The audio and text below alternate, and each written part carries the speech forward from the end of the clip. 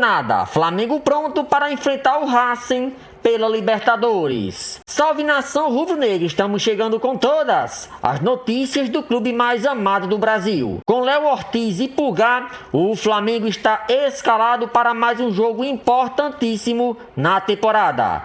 Contra o Racing, amanhã, a equipe de Felipe Luiz tem uma missão: não levar gols e aproveitar os espaços que vão aparecer para matar a partida.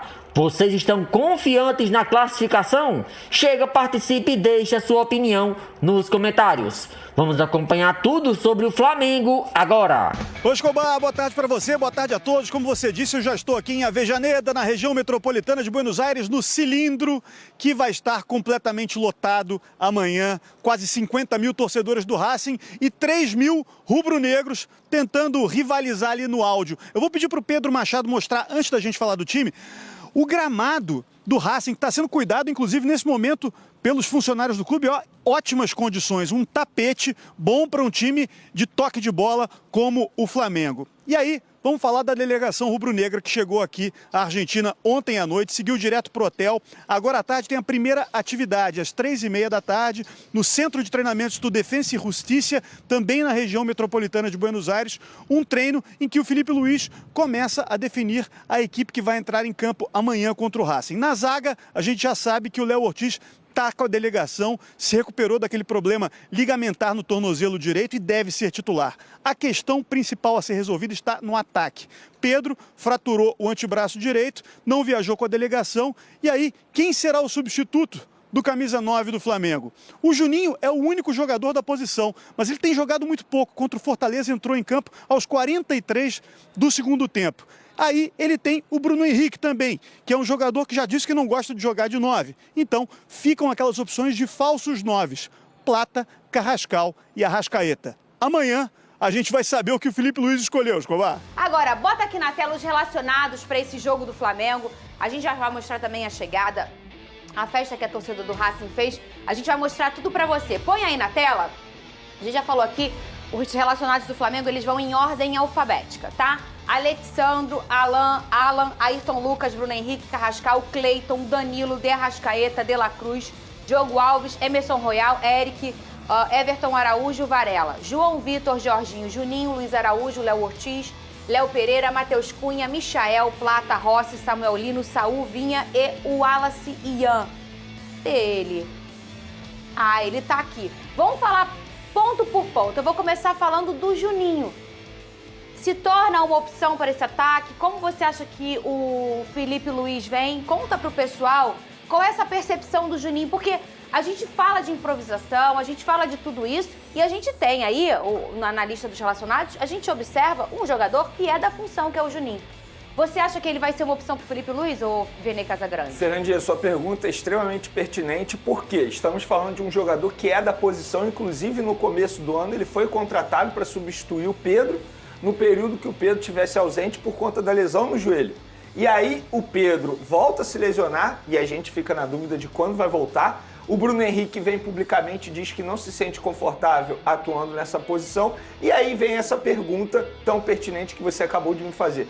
Por que que o Juninho não é utilizado pelo técnico Felipe Luiz? E eu fui em busca da resposta. E a resposta... Você é danado, hein, Vene? A resposta, pois é, uma curiosidade que todo mundo tem, não só eu. Eu acho que todo mundo que assiste ao nosso programa fica se perguntando sobre isso. Por que que o Juninho não ganha mais chances com o técnico Felipe Luiz, que foi o treinador que aprovou a contratação dele e pediu? Porém, a apuração que eu tive, a resposta que eu tive é o seguinte: internamente já se entende que de fato não foi uma contratação que deu certo, que as características que o Juninho tem não se encaixam com o estilo de jogo que o Felipe Luiz tanto pede. Por isso, o Juninho se tornou a última opção do elenco do Flamengo e a gente pôde observar isso diante do Fortaleza, quando o Michael entrou, o Wallace Ian entrou e o Juninho foi entrar faltando 3 minutos. Inclusive, o Juninho não fica mais de 30 minutos em campo desde julho, que foi contra o Fluminense. De lá para cá, ele joga muito pouco, pouquíssimas oportunidades. Então, internamente, a diretoria do Flamengo, a comissão técnica, entende que, de fato, não foi uma contratação certeira. Pelo contrário, foi uma contratação que não deu certo. Muito bem. Aí, Mas aí, só respondendo uma pergunta que eu tenho certeza que todo mundo vai fazer. Ué, por que no meio do ano o Flamengo não liberou o Juninho quando teve 2 propostas do mundo árabe? Eu perguntei isso também para a pessoa e a resposta foi o seguinte: porque eles não sabiam qual seria o desfecho da situação envolvendo o Bruno Henrique. Porque se o Bruno Henrique fosse punido naquela situação envolvendo acusação, envolvido com aposta, o Flamengo não poderia utilizar o Bruno Henrique. E aí só teria o Juninho à disposição. Então, por conta disso, o Flamengo não liberou na ocasião e na próxima janela o Juninho será liberado. inclusive, já já a gente vai falar sobre esse assunto. Agora, o Lucas Pedrosa, se o jogador não tinha essa informação, agora ele tem. Sim. Ele assistiu lá no canal do Vene Casagrande. Perfeito. Ele assistiu o SBT porque ele não Esporte. treina mal, Fernandinha. Muita gente achava que ele poderia estar treinando mal. Muito pelo Não é o contrário. caso. Ele treina super bem, ele faz tudo que o Felipe Luiz pede. É um cara extremamente dedicado. O estilo dele no dia a dia é um estilo que todo mundo elogia. Só que estilo de jogo não se encaixa com o Felipe Luiz. Mas aí você pensa a cabeça do jogador, Pedrosa. Complicado. Olha só, a gente tá falando na reta final da temporada, jogos importantíssimos, que é o que eu falo, se tá no banco, irmão, uma hora vai usar. Claro. Uma hora, nem que entre 10 minutos, uma hora vai usar. Imagina a cabeça só. Imagina só, a gente tá aqui no trabalho. Aí você descobre pela imprensa, ou enfim, pô, olha, acontece o seguinte, o Lucas Pedrosa, ele não é tão bom comentarista. Ele não tá na categoria que a gente acha que é aqui do programa e a gente daqui a pouco vai mandar ele embora. Olha só, como é que ia estar a tua cabeça? Eu acho que é uma questão de Pensa, erro na contratação. não é? É erro da gestão que contratou um jogador que não estava à altura do Flamengo. E isso não é demérito nenhum pro Juninho, porque poucos jogadores, poucas pessoas no planeta Terra têm condições de jogar no Flamengo. Então o Juninho é um jogador que lá quando ele foi contratado, 5 milhões de euros, correto? 5 milhões de euros. 5 milhões de euros, todo mundo já tinha contestado. Quem é esse cara? De onde ele está vindo, em que ele foi provado. E tá tudo bem contestar, porque a torcida tem esse direito. Então se você olha para outubro, chegando em novembro, no jogo decisivo, em que você não vai poder utilizar o atacante que você investiu 5 milhões de euros, é porque você errou nessa contratação. Então acho que é uma questão não do Juninho, mas de quem contratou o Juninho. E olha que a diretoria do Flamengo acertou em várias peças nesse meio de janela. Aham, No e Carrascal, falamos disso, no Jorginho e tudo mais. Mas a contratação do Juninho deu errado. Então acho que a própria diretoria tem que rever essa questão para poder acertar no que vem. E, gente, não tem nenhum crime nisso. Errar acontece no futebol. Agora foi só uma coisa hipotética. Tá. Isso aqui é o nosso careca de HD, isso aqui é o melhor que nós temos. Agora, Vene, eu vou falar o seguinte. Ih, ferrou. Lá Ah, vem. Agora, só um detalhe, tá? Não é porque viajou que vai ficar no banco de reservas, porque tem limite de jogadores no banco. sim. Por exemplo, Vão o cortar Vinha, quantos, Venê? o Vinha dificilmente vai ficar no banco de reserva, porque ele não leva 3 laterais da posição. E o Vinha, a gente sabe que não está tendo muitas oportunidades. Os zagueiros, Cleiton e João Vitor, duvido que fiquem os 2 no banco. Então, assim, o próprio Juninho, de repente, nem fica no Sim. banco de reserva. Agora vamos olhar aqui, o Léo Ortiz foi relacionado, né? Embarcou para a Argentina. Será que ele começa, Vene Casagrande? Qual é a situação hoje dele? Eu acho que ele começa. Inclusive, muita gente questionou, porque ele voltou muito rápido, e ele não teve nenhuma lesão. Gente, nos 2 últimos jogos ele não entrou em campo. Inclusive, em um jogo ele não foi nem relacionado. O problema no tornozelo foi extremamente grave. Ele saiu do estádio, foi direto para o hospital fazer exame. Então, de fato, me chamou muita atenção na ocasião ele já ser relacionado. E não foi nenhum problema ele ter colocado o Danilo, embora o Danilo de fato tenha caído um pouco de produção. Eu acho que ele foi preparado para esse jogo. Se eu tivesse que fazer uma aposta, eu acho que o Léo Ortiz começa esse duelo. O que não é nada, nenhuma loucura e nada impossível, Pedro. Cara, o Beltrão, que é um amigo que eu tenho lá na Casa TV, ele é muito amigo do Léo Ortiz. Eles disseram que eles conversaram e o Léo Ortiz estava fazendo tratamento em 3 períodos para poder melhorar essa questão do tornozelo e jogar essa partida. Então eu não duvido nada que ele vai jogar, cara. É o jogo do ano. É o jogo que o jogador mais espera o ano inteiro, que se prepara o ano inteiro para poder atuar. Então se o cara teve toda essa preparação para poder conseguir se recuperar em 3 períodos, eu duvido muito que ele fique fora. E o Flamengo ganha muito com o Léo Ortiz, porque ele é um ótimo jogador e ele é um cara que na saída de bola é muito interessante. O que eu ia falar é o seguinte... ele meteu uma. Deixa eu falar. Aí a gente ficou aqui verdade. esperando e ele ficou cri-cri. Se o Felipe Luiz não quiser escalar o Plata de falso 9, eu acho que a primeira opção que ele tinha que olhar é o Wallace.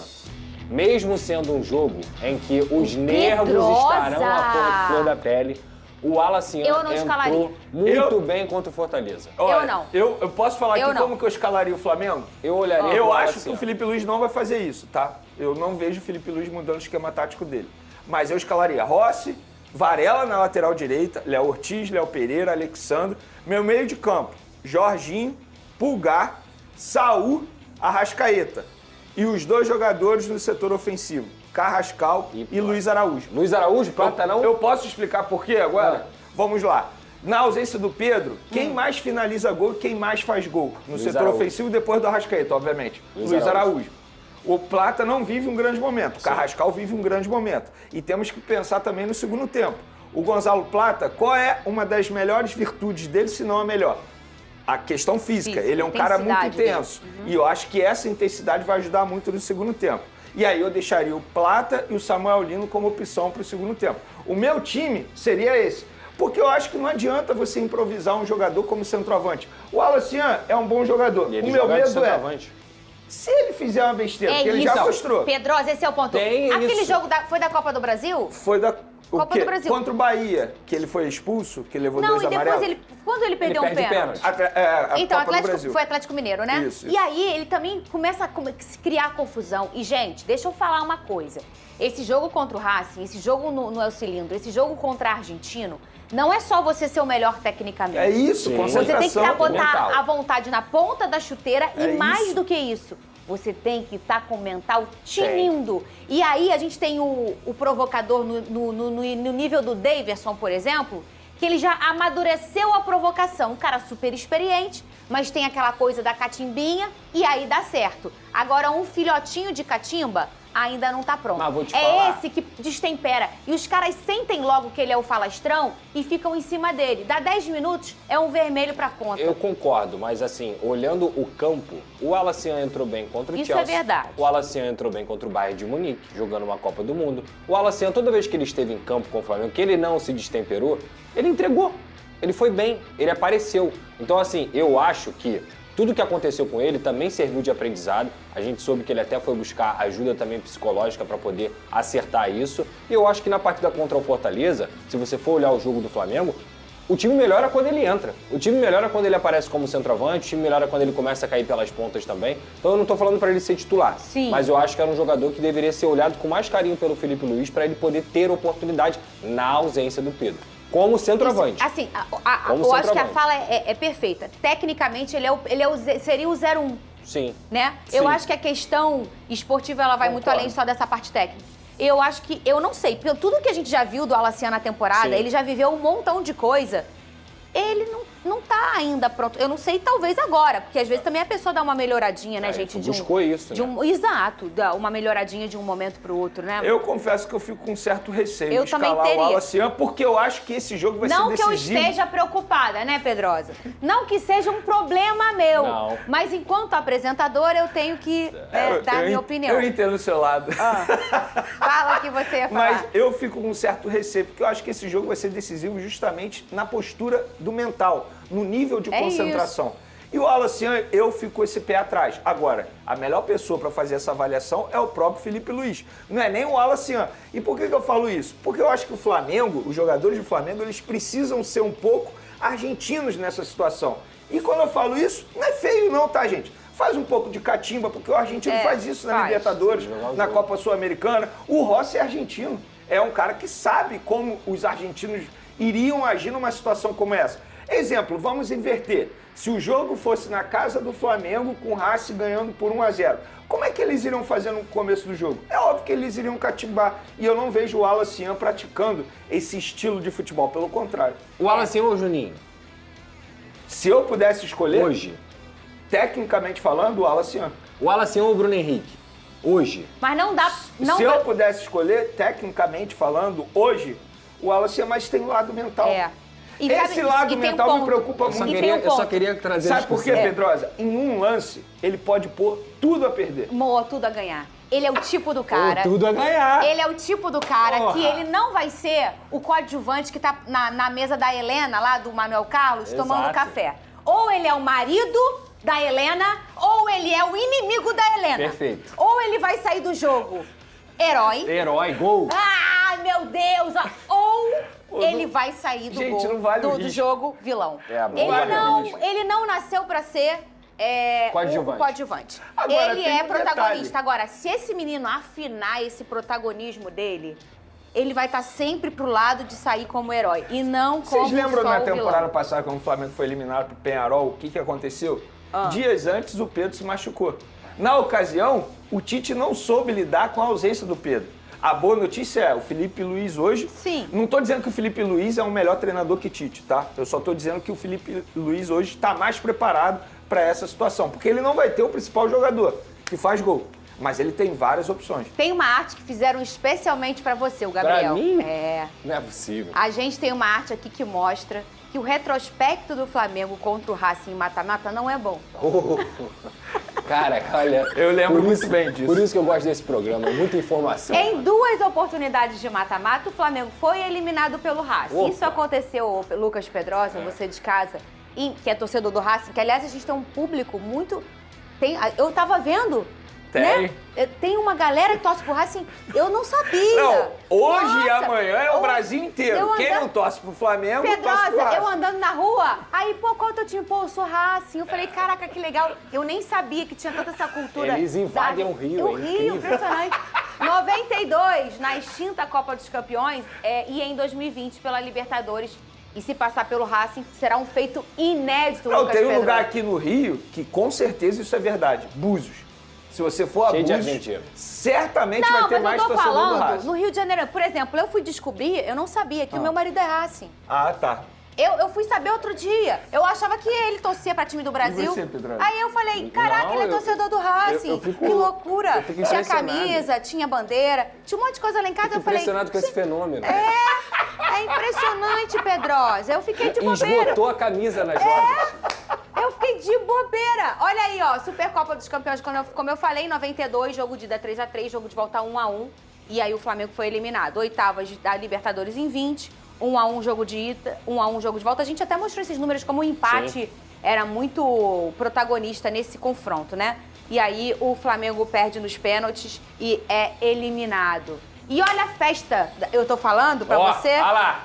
A festa que a torcida do Racing fez pra incentivar o jogador. Mas esses são os verdadeiros, tá? Esse Esses aí. são os que moram lá na Argentina. A gente tem as imagens que foi lá no estádio El Cilindro, palco do jogo de amanhã. Vocês sabem o contexto disso aí? É a despedida pro time antes da concentração, não é isso? É o bandeirão, acho que eles chamam.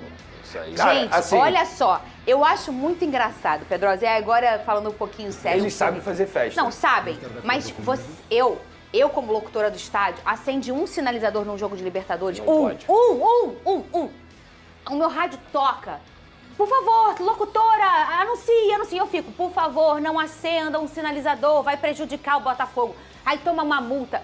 Olha olha o show pirotécnico. Não, mas isso aí não foi jogo, tá, Fernandinho? Mas isso vai é ser. eles Foi- vão foi o assumir Boca? isso. Foi o- River. Não. Foi o River contra o O Galo River- no ano Ó, o passado. Olímpia fez isso contra o Flamengo em 2023, o Peñarol fez isso ano passado. Eles assumem o risco. O risco. Eles assumem a multa. Por exemplo, é porque esse jogo vai ser o último da Libertadores na casa deles. Se eles passarem, eles vão pra Final, final. sim. E ano que vem eles pagam a multa, eu não tô nem aí. Então, assim, eles sabem O jogo do risco. do River com o Galo, eu fiquei... É lindo pra Impressionante. caramba, né? É impressionante. Era um show Sim. um show pirotécnico. Não parava. Mesmo. Não parava. E Eles era vão fazer fumaça. isso aí amanhã. Eles vão fazer. Vão fazer. Você acha que não, Pedrosa? Eu tenho certeza Eu tenho que sim. certeza que sim. Tenho certeza que É, sim. aí- É uma pressão bizarra, Aham. assim. O Racing tem uma das torcidas mais apaixonadas da Argentina.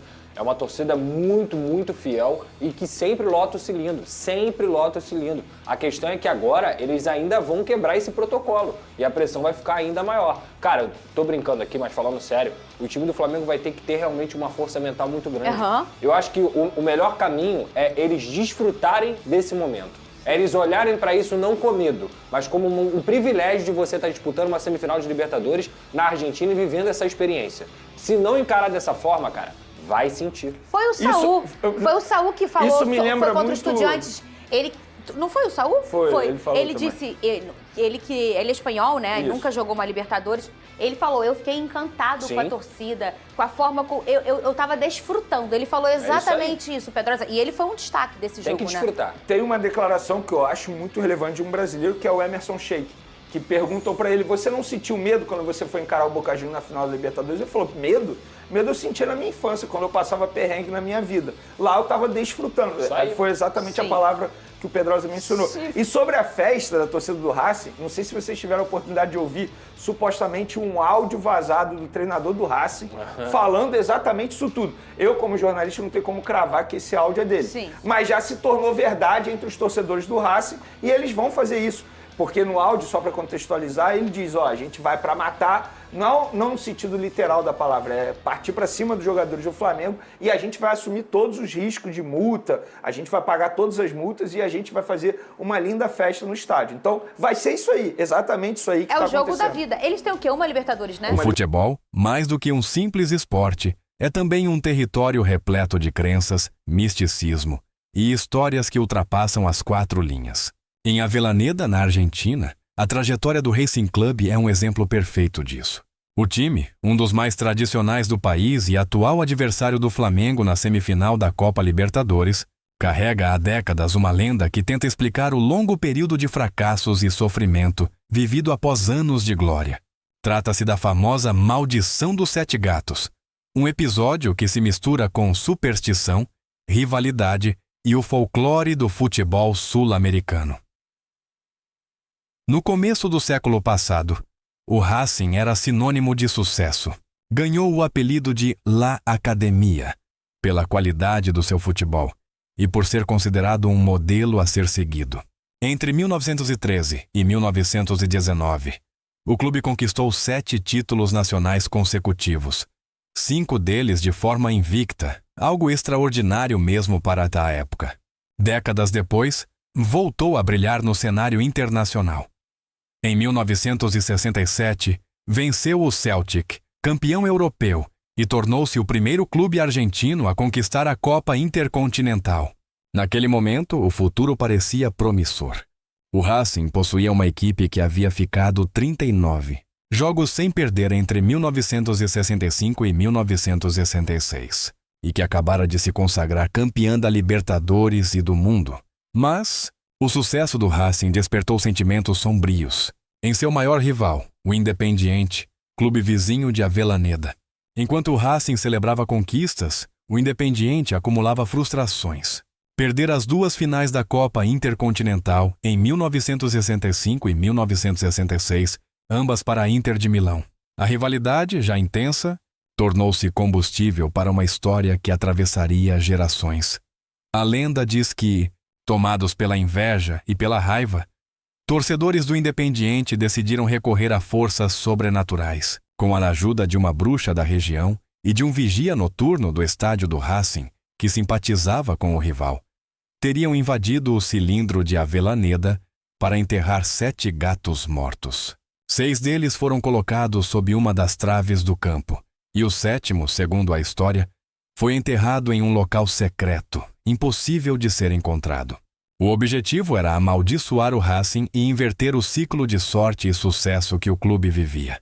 Desde então, dizem, o destino da academia mudou completamente. A partir daquele 4 de novembro de 1967, o time começou a acumular infortúnios. A década de 1970 foi desastrosa, tanto dentro quanto fora de campo. O clube enfrentou problemas financeiros, crises políticas e uma sequência de más campanhas. Em 1983, o Racing sofreu o golpe mais doloroso de sua história. Foi rebaixado para a 2ª divisão pela primeira vez. E, ironicamente, a queda foi decretada em um clássico contra o Independiente. Enquanto isso, o rival vivia seu auge, conquistando 4 Copas Libertadores entre 1972 e 1975 e vencendo a Intercontinental de 1973, em Roma, diante da Juventus. A ideia de que uma maldição pesava sobre o Racing passou a fazer parte do imaginário popular. Nos anos seguintes, o clube tentou de tudo para reverter o suposto feitiço. Há quem diga que em 1980, o técnico Juan Carlos Lorenzo ordenou que escavassem o estádio para desenterrar os gatos amaldiçoados. Teriam encontrado apenas 6, o que reforçou a crença de que o 7º, o mais poderoso, permanecia escondido. Outras versões afirmam que, em uma tentativa de purificação, foram enterrados sapos no lugar dos gatos, símbolo de renovação e sorte. Nada, porém, parecia funcionar. Nos anos 1990, com o clube em crise, a lenda ganhou nova força. Em 1998, cerca de 15 mil torcedores participaram de uma procissão que saiu da Catedral da Plaza de Maio e seguiu até o estádio do Racing, levando uma imagem da Virgem de Luján, padroeira da Argentina. No gramado, o padre Jorge Della Barca celebrou uma missa e aspergiu água benta, em um ato que o então presidente Daniel Lalin classificou como um gesto de fé, não um exorcismo. O padre, porém, resumiu o episódio com simplicidade. A melhor bênção é jogar bom futebol. Apesar da fé, os resultados continuaram negativos. Em 1999, o clube chegou ao ponto mais crítico da sua história. Declarou falência e viu seu futuro ameaçado.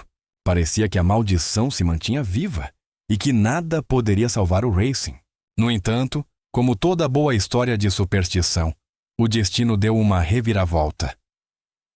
Em 2000, Reinaldo Mostaza Merlo assumiu o comando do time.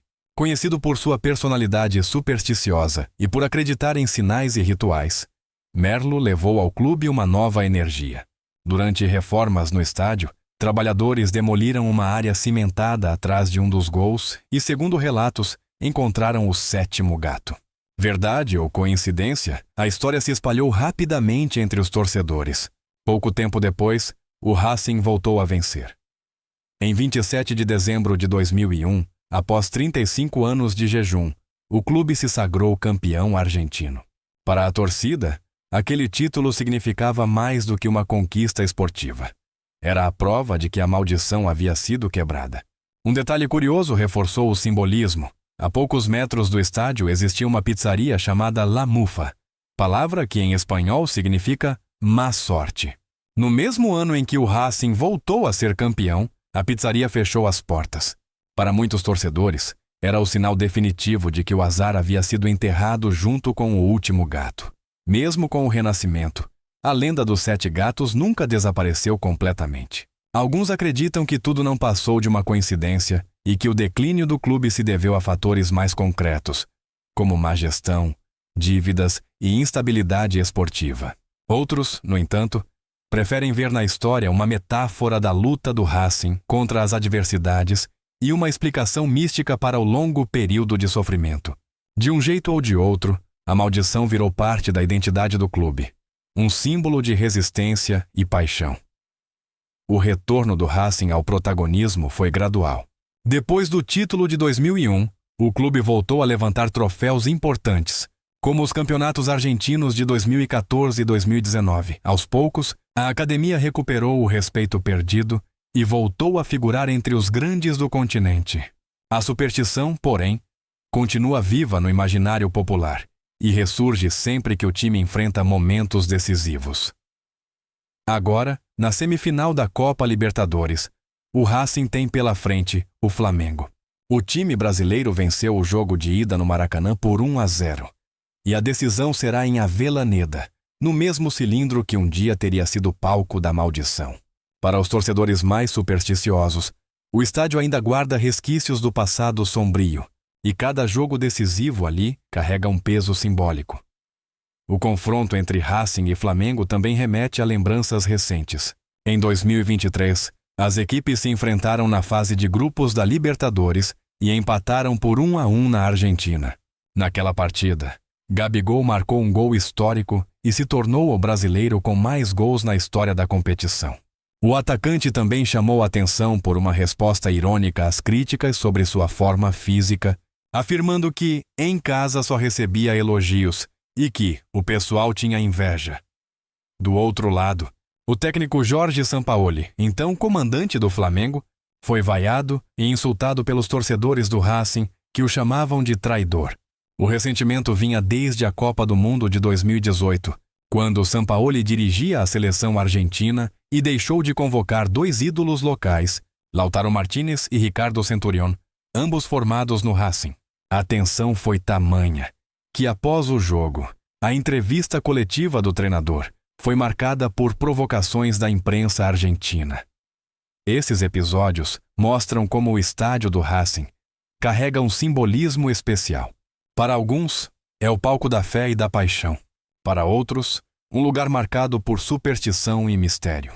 A cada novo confronto importante, a velha história dos gatos enterrados volta a ser lembrada, como se o passado nunca tivesse sido totalmente exorcizado. No fim das contas, a maldição do Racing é muito mais do que uma simples lenda esportiva. É um reflexo da alma do futebol argentino, onde vitórias e derrotas ganham explicações místicas e a paixão da torcida transforma qualquer acontecimento em epopeia. A história dos 7 gatos mortos, verdadeira ou não, expressa o sentimento coletivo de um clube que sofreu, acreditou, resistiu e renasceu. Talvez a verdadeira maldição tenha sido o próprio peso das expectativas e a pressão de manter a grandeza. E talvez a cura tenha vindo não de rituais, mas da fé inabalável de uma torcida que nunca abandonou seu time, mesmo nos piores momentos. A lenda persiste porque o futebol precisa de narrativas assim, histórias que alimentam o imaginário, que dão sentido à paixão e que transformam o jogo em algo muito maior que um simples resultado. Hoje, ao entrar em campo novamente em Avellaneda, o Racing leva consigo não apenas um passado de glórias e sofrimentos, mas também o peso de uma das lendas mais intrigantes do futebol mundial. O cilindro, que já foi visto como palco de uma maldição, pode ser novamente cenário de redenção, e o Flamengo, seu adversário, sabe que enfrentar o Racing em casa é sempre um desafio que vai além do futebol. Afinal, em Avellaneda, história e superstição andam lado a lado.